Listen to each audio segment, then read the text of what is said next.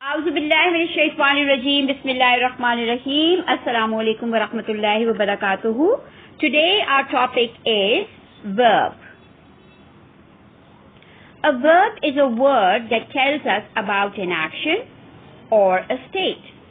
Every sentence has a verb. It means that a sentence is incomplete without a verb. There are several different classifications of verbs, and this is the first one, the state verbs and the action verbs. Let's look at the examples. I know mathematics. I love reading. I have a pencil. I hear a strange sound. These verbs are state verbs. They cannot have their continuous forms. We cannot say, I'm knowing mathematics, or I'm loving reading, or I'm having a pencil, I'm hearing a strange sound. That would be wrong English. The second type of verbs are the action verbs. I'm writing a letter. Where are you going? She will eat lunch. She is eating lunch. She will be eating lunch. Ahmed played Scrabble with friends. Ahmed is playing Scrabble with friends. Ahmed was playing Scrabble with friends. Ahmed will be playing Scrabble with friends. So action verbs can have their continuous forms. Another classification of verbs is the transitive and the intransitive verbs. The transitive verbs require an object to give a complete message.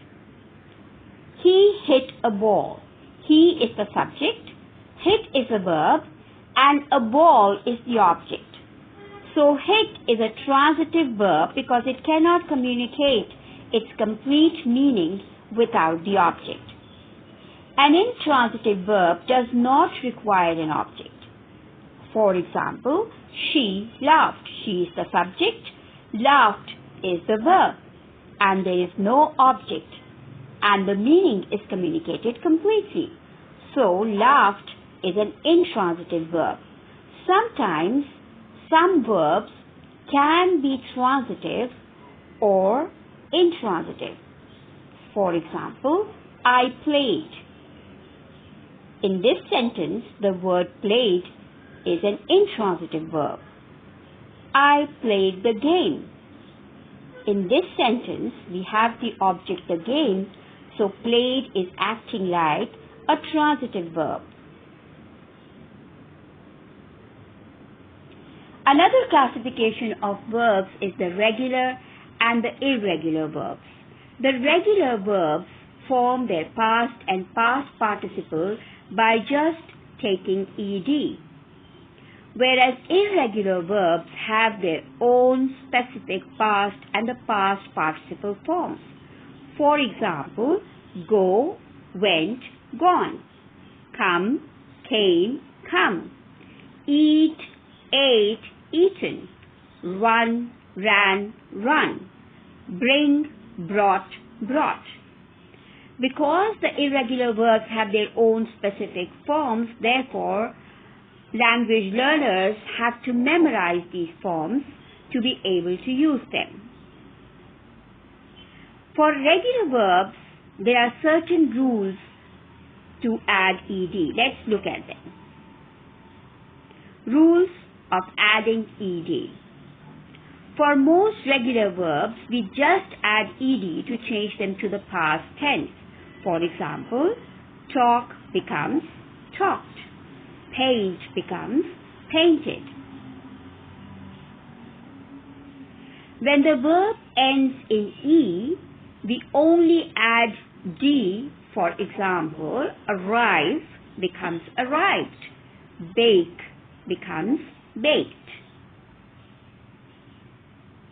When the verb ends in a consonant plus y, we change the y to I and then add ed.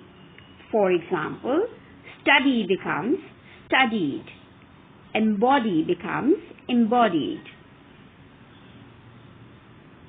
When a verb ends in a vowel and a y, we add ed. For example, play becomes played, delay becomes delayed.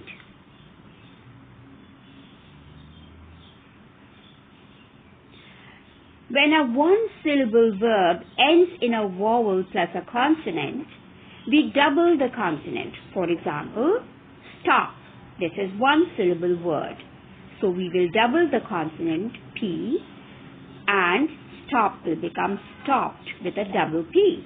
Plan becomes planned with a double N.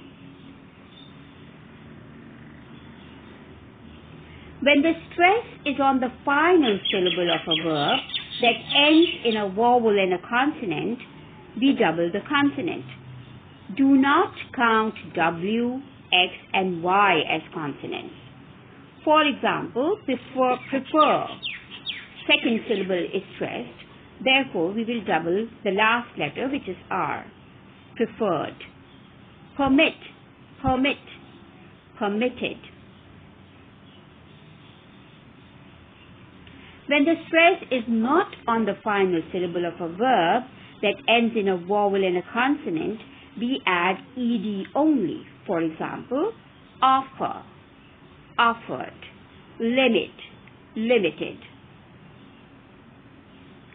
Jazakallah.